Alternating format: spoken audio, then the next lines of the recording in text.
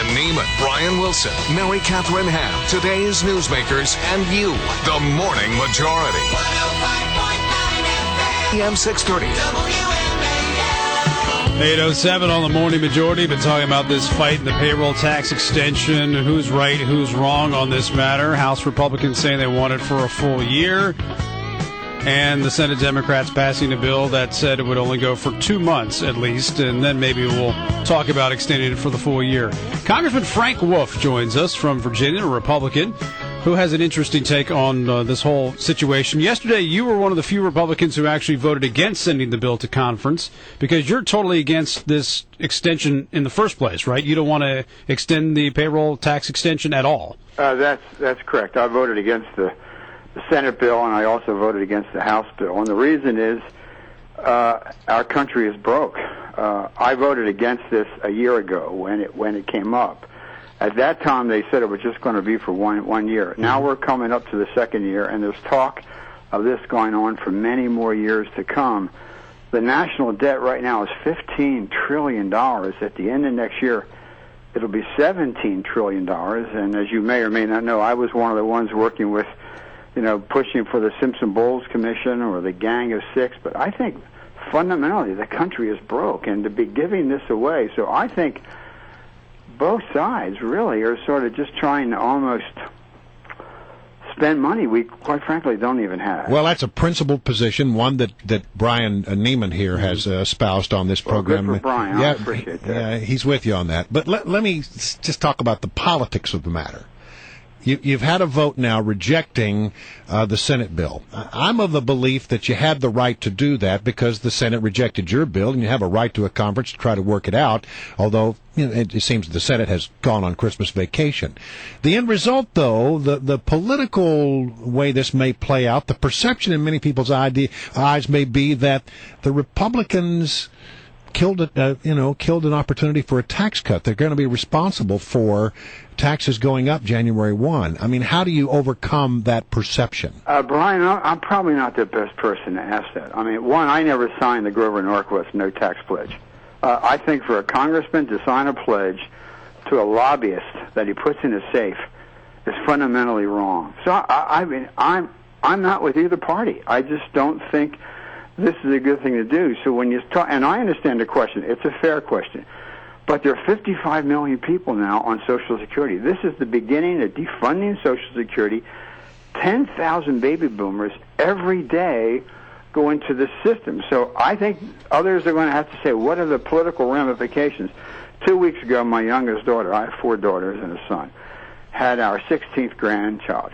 What do I tell that grandchild? What am I doing for the country? So I know there are going to be perceptions and there are going to be problems. I don't feel connected to either side. I think both of them are wrong. I think, the president walked away from Simpson-Bowles. It was an opportunity to literally save the country.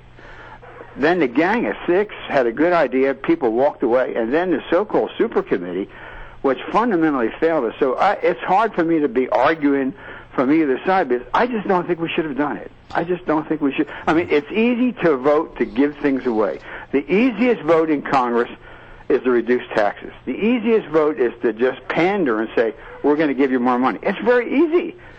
The hard vote is to do what's right. And I think everybody knows our country is in trouble. I can feel it. I mean, you go out among your constituents. They know it's not working. So I'm not the one to defend the perception.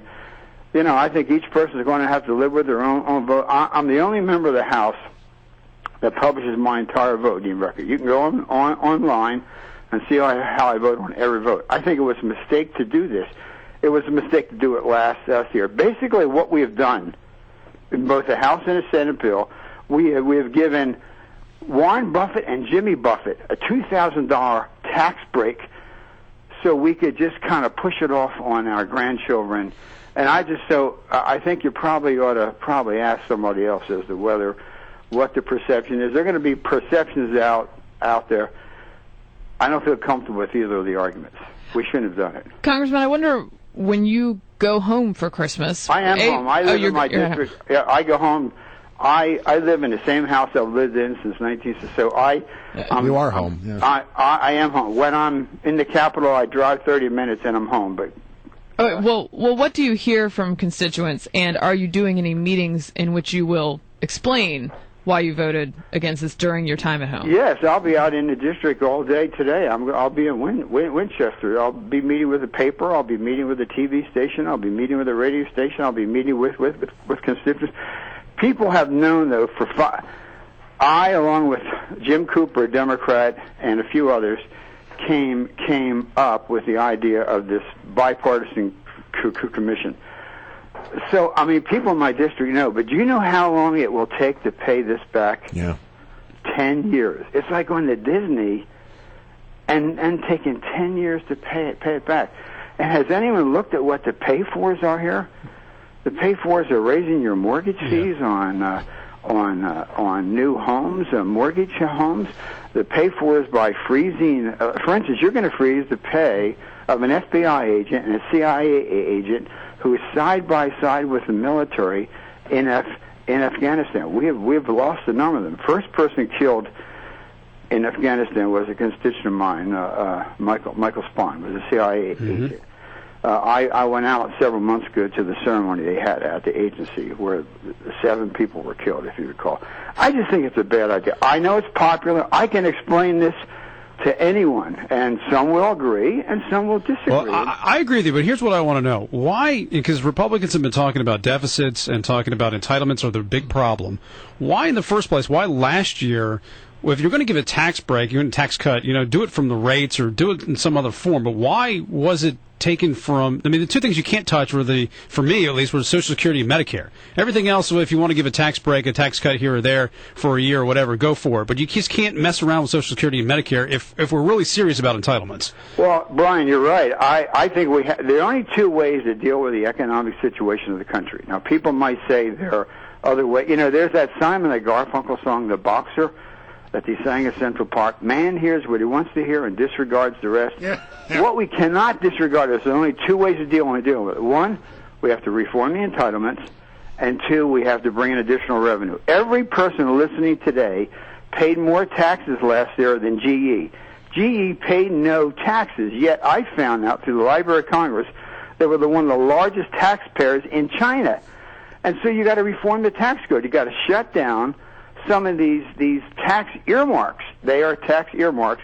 Prominent lobbyists in town work this system. So I didn't vote for it, though, Brian, last year.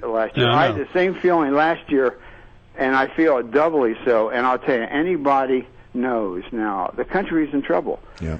And lastly, you got to come together on a bipartisan basis. If we keep ripping this country apart, it's not going to... Well, it was bipartisan in the Senate. It was 89-10. You don't get more bipartisan than that these days. Yeah. I know you disagree with it. Thank you, Congressman Wolf. It's always good to have you on the program. It's great to have